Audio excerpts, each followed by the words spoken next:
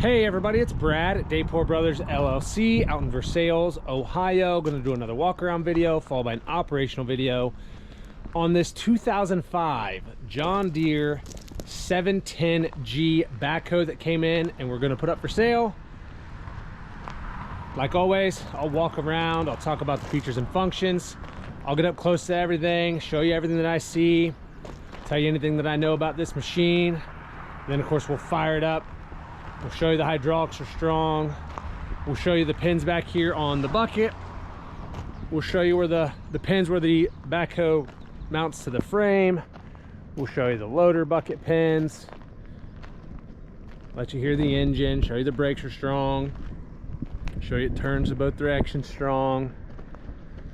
As always, if you are in the market for a used backhoe, a used piece of construction equipment, or a used piece of ag equipment, please subscribe to the channel. Please like the video. Your likes and subscriptions help other people who are looking for equipment find our videos and find our machines, and we truly do appreciate it.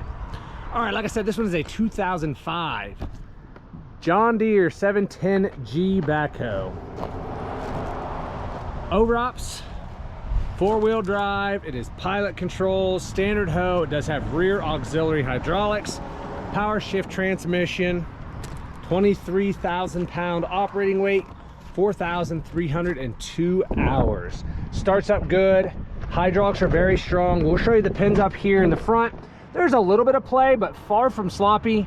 You'll see that here in a little bit. Nothing I wouldn't expect for 4,300 hours, but honestly, better than you'll see on quite a few of them.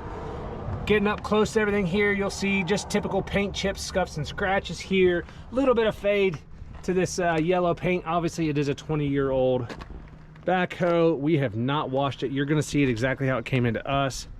So there's dirt and dust. I don't see anything that looks like it's been cracked or welded on the loader arm on this side. Looking down underneath, that cylinder seems to be good and dry. You'll see there's dirt and stuff on that front axle there. Grease, nothing out of the ordinary. Looking at the tire on the front on this side, I'm gonna say we're at least 30% tread life. I think I'm being very fair there. These start with pretty deep tread bars, but there's still quite a bit. I mean, it's well over a finger's depth tall. I'm gonna say there's a good 3/4 of an inch there or something. Really not much weather checking here to speak of. Taking a good look at that front rim on this side. As you can see there on that inner dish, there's some paint flaking, just kind of showing its age. Scuffs and scratches around the edges. One little ding there. Otherwise, the rest of the outer edge of that rim's pretty good. In here along that frame, everything looks pretty well normal. Not a ton of rust. Doesn't look like it's been in salt or fertilizer. Pretty darn good as far as that goes. Some cement splatter here, as you can see there. That box down here is not rust out though. You'll see a lot of times on these, those boxes get rusted out. Everything looks pretty good on this one. Plastic fenders on these, pretty darn square. Does have some scuffs in it here and there. A couple scratches here. Up underneath the fender though, honestly in here is pretty darn nice. Like I said, this is not a rusted out machine. Pretty good as far as that goes, actually. You can see in there pretty good. Taking a look at the rear tire on this side, again, I'm gonna say we're probably 35–40% tread depth there. Not quite 2 fingers tall here on the rears. Again, really not much weather checking to speak of. Tread bars look good, sidewall looks good. Taking a little step back, looking at that rear rim on this side. Again, just your typical scuffs and some scratches around the edges and everything. Nothing out of the ordinary for a 20-year-old machine. Outrigger on this side, that cylinder looks dry. These things are massive machines. If you're at all familiar with the 710s, you know that. Down here, the swing cylinders both have just a little bit of moisture on the bottom of those, and you can see there's a little bit of oil there, so I'm going to say that both of those are seeping. Looking at the boom and the stick here on this side, looks like they've welded at some point at that pin. You'll see there's some weld there. I don't know if they had to, or they heated it anyhow. You can see there's some discoloration there. Doesn't look like it's been plated or anything, but there where that pin goes in, They've definitely done something there. I don't see anything that looks like it's been cracked or welded or plated up there. Again, rear auxiliary hydraulics right there, as you see. Coming down, I would assume this wishbone has been replaced at some point. Taking a look at the bucket, the teeth all seem good there. Down and inside that bucket. Side of the bucket's good here, not all smashed in. Same thing with the back side of that bucket. Everything looks pretty square there. Taking a look here. There's a little bit of moisture there. It's kind of just, but that cylinder, I'm not seeing much running out of it or anything. Could have been maybe just from over time where those auxiliaries are, because there is a little bit of moisture on the back side of that there. But that cylinder seems to be dry. It might be seeping just a little bit. Again, on this side of the bucket, everything looks square there. Again, going up the boom and the stick here. Not seeing anything that looks like it's been cracked or welded or plated there. Looks like, I don't know if they replaced those pins or something and that's what they had to do. See those big washers there on that pin? That's the same one on the other side that I showed you, where there was some welds on the side of that ear. Little bit of play in the swing cylinders. I don't know if you'll be able to see that in the video. Not awful, not sloppy, but there's definitely play there. And again, like I said, some moisture there. This cylinder here, a little bit of moisture there, but it's actually dry here. I do know if you let this machine sit, this outrigger here does seep down, but it does hold down pressure well. You'll see that here in a little bit. It's very strong, but it does seep down over time. And like I said, there is a little bit of moisture there. Otherwise, everything's square there. Looking at the rear tire on this side, matches up very well to the other side. Very similar tread depth. Again, really not seeing much weather checking in here to speak of. And taking a look at the rear rim on this side. Again, pretty darn honest for a 20-year-old machine. Some scuffs and scratches, some paint chips. No huge dings here on the outer edge of this rim. Underneath the fender on this side, again, pretty darn good. Just a little bit of surface rust where paint has chipped off, but pretty good for a 20-year-old machine. Again, does not appear like it's been in salt or fertilizer. Taking a look at the plastic part of the fender on this side here, again, pretty straight. Not seeing any major issues there. Typical scuffs and scratches in that plastic, but no big chunks out of it. Nothing that looks bent up terrible. Steps on this side, you'll see that one's bent in a little bit, and just a little bit here in this metal piece bowed out just a little bit there.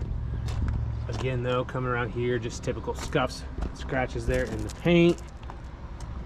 Cement splatter. Looking at the front tire on this side, matches up pretty well to the other side. Maybe a little bit more tread depth on this side. If it is, it's not a lot. Again, really not much weather checking there to speak of. And down here, like taking a look at the front rim on this side again. On that inner dish, you'll see there is some paint flaking off around the inner dish there. And again, scuffs, scratches, a little bit of cement splatter. No huge dings on this side.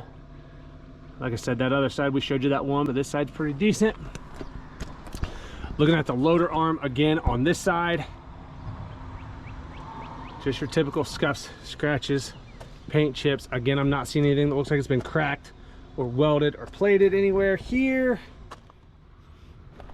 Everything looks pretty good in here. Some little bit of moisture there on that cylinder, but it's actually pretty dry down here. Again, I say it with every used machine, if you go over it with a fine-tooth comb, there are seeps somewhere. Taking a look at the bucket, the front bucket here. Pretty darn square. Might be just a couple little spots there in the middle, a little bit of a spot where it's bowed up just a little bit there and there. Real minor. Cutting edge is pretty darn good. Quite a bit of life left there. Obviously a little bit of cement splatter in the back and in the corners. Big hook up here. Up there on top of that hood, you can see that fiberglass is cracked in a few spots there. That front grille is got a little bit of a dent to it there. Up here, just your typical paint chips on the loader arms. Climb up here and pop the hood. Take a look under the hood, take a look at the engine.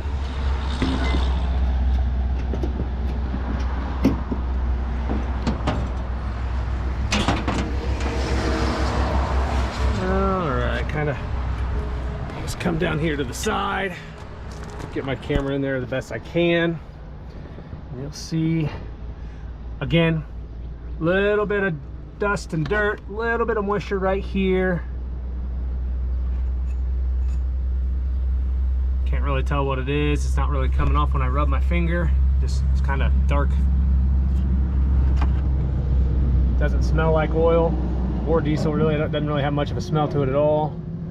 Again, down here on the side of the block, fairly dry, a lot of dust and stuff there. Try to go slow here so you guys can see it. See if I can get my camera back towards the back.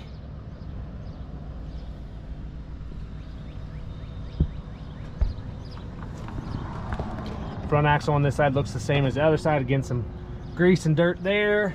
We'll go over here and see what we can see on the under the hood on this side.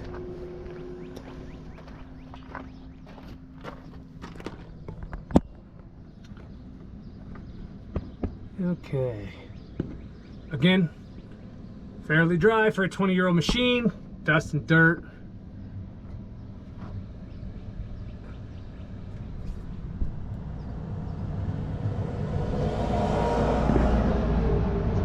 Nothing looks out of the ordinary here. Let's see if I can. It's really hard with this loader arm where it is and the way this camera setup is to get up higher.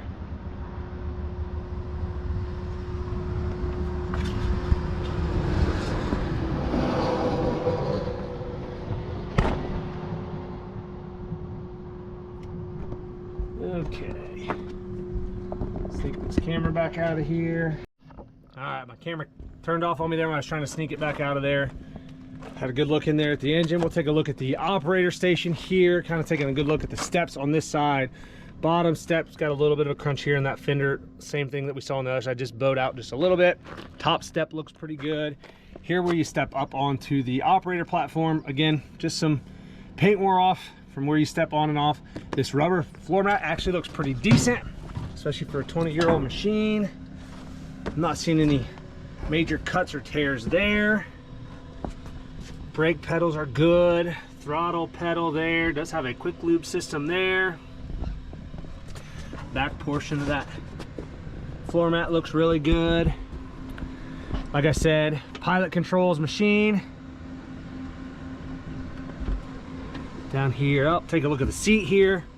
Couple little seat tears in the seat here. Little squiggly one there, it's about 2 inches long. Small one there that's probably about 2 inches.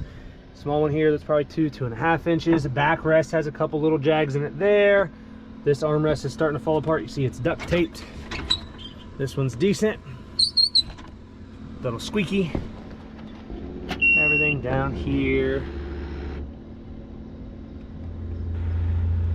4302.8 on the hours. Loader arm lever here. Forward, reverse, your power shift. Steering wheel seems fine there. This plastic up here is all pretty good. I'm not seeing any big cracks or anything there. Inside of this fender, everything looks pretty well normal there. Taking a look at the bottom part of the ROPS and that sunshade. There definitely used to be some sort of felt here. Some of that foam is still there, but the felt is all gone. Very common on these.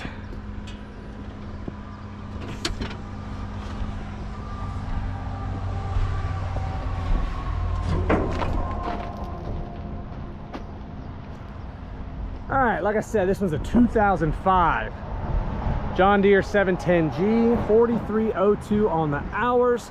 Lots of photos on our website. That's listed down below in the description. If you have any questions, comment down below. We'll try to answer them for you. We'll get that hood shut, we'll fire it up and get right into an operational video.